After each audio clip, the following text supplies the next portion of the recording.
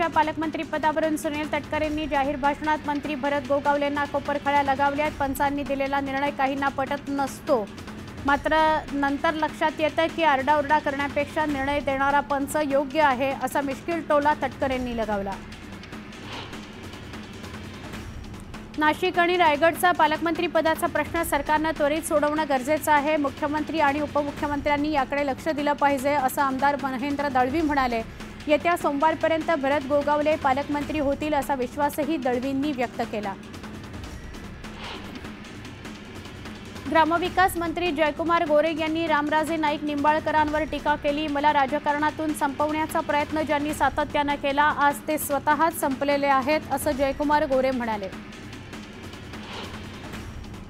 पालिका निवडणुकीच्या पार्श्वभूमीवर उद्धव ठाकरे ॲक्शन मोडवर आले आहेत। ठाकरे गटाची मातोश्रीवर आज महत्त्वाची बैठक होणार आहे। या बैठकीत संघटनात्मक बांधणीबाबत चर्चा केली जाईल।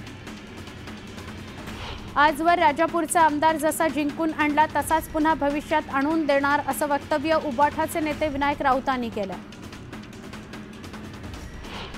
भाजपचा सक्रिय सदस्य आणि सक्रिय सदस्यांची नोंदणी करणाऱ्यांनाच यापुढे संघटनेत आणि निवडणुकीमध्ये संधी मिळेल।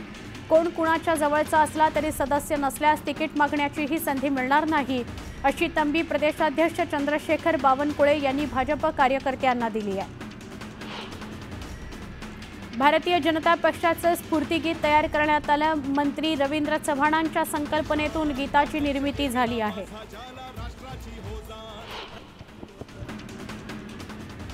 लव जिहाद प्रकरण सरकारनं अत्यंत गांभीर्याने घेतलंय।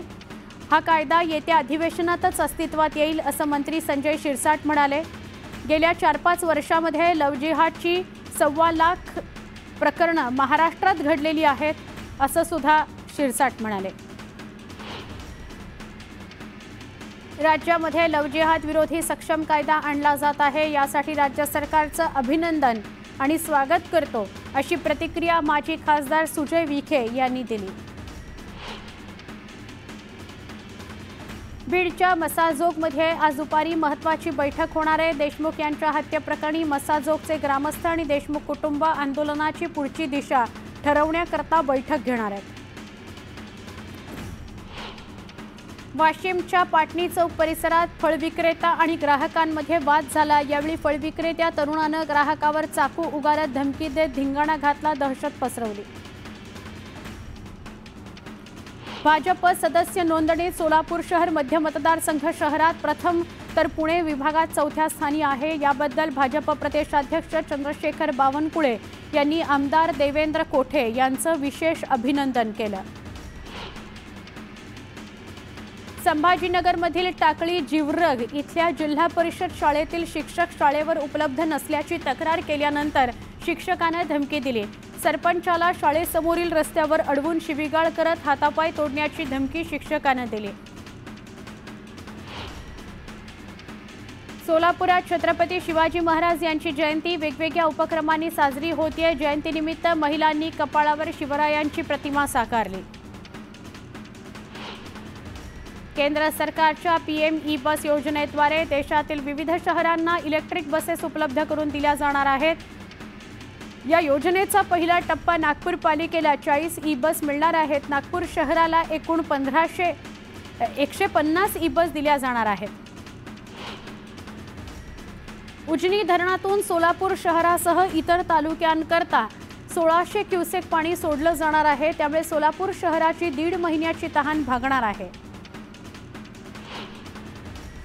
सिंधुदुर्ग जिल्ह्यातील राजकोट मालवण इथल्या छत्रपती शिवाजी महाराजांच्या पुतळा उभारणीच्या कामाला वेग आला आहे। छत्रपतींच्या पुतळ्याचं काम पूर्ण होईल 15 एप्रिलपर्यंत, असं नियोजन आहे। पुतळ्याची उंची चौथऱ्यावर 60 फूट असून छत्रपतींच्या हातातील तलवारीची उंची 23 फूट असून प्रत्यक्षात छत्रपती शिवाजी महाराजांच्या पुतळ्याची उंची 83 फूट उंच असणार आहे। अक्कलकोटमधील बोरामणी इथं गवताळ सफारीचं लोकार्पण आमदार सचिन कल्याण शेट्टींच्या हस्ते करण्यात येतंय। माळरानावर असलेल्या या सफारीमुळे पर्यावरण संवर्धनाला चालना मिळणार आहे। पर्यटकांना निसर्गाच्या सानिध्यात रमण्याची एक उत्तम संधी मिळणार आहे। नागपुरात जीबीएसच्या रुग्णांमध्ये आणखी एका रुग्णाची वाढ झाली आहे। 7 वर्षाच्या मुलीला मेडिकलच्या अतिदक्षता विभागात दाखल करण्यात आलंय। सध्या 3 रुग्णांवर उपचार सुरू आहेत। नागपूरमधील अंबाझरी तलाव ओव्हरफ्लो पॉइंट इथल्या विवेकानंद स्मारकाच्या स्थानांतराची गरज नसल्याचा अहवाल CWPRSनं दिला आहे। 23 सप्टेंबर 2023 मध्ये झालेल्या पुरासाठी स्वामी विवेकानंद स्मारक जबाबदार नसल्याचा अहवाल मनपा आयुक्तांकडे सादर करण्यात आला।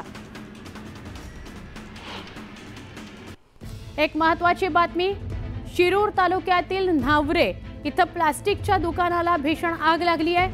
आगीत दुकान पूर्णपणे जळून खाक झालंय। दुकानात प्लास्टिकच्या वस्तू असल्याने आगीने अजून भडका घेतला। आगीची तीव्रता मोठ्या प्रमाणात असल्याने आग विझवण्याकरता मोठे अडथळे येत आहेत। आगीचं कारण अद्याप अस्पष्ट आहे। आग विझवण्याचे शर्थीचे प्रयत्न सुरू आहेत।